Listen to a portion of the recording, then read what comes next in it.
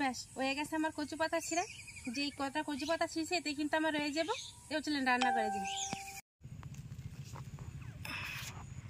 আপনারা তো অবশ্যই নানা রকম ভর্তা আশা করি খাইয়েই থাকেন, কিন্তু এরকম করে মুসুরি ডাল দিয়ে কচু পাতার ভর্তা বা কচু পাতা দিয়ে মুসুরি ডালের ভর্তা কে কে খাইছেন অবশ্যই কিন্তু জানাইতে ভুলবেন না।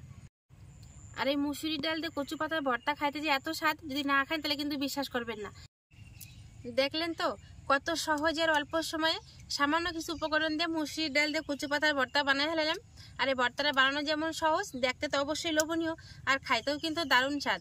তাই বেশি দেরি না করে অবশ্যই কিন্তু ঝটপট করে বাড়িতে একবার এলো বানাবেন যে কচু পাতা দিয়ে মুসুরির ডালের ভর্তা বা মুসুরি ডাল দিয়ে কচু পাতার ভর্তা।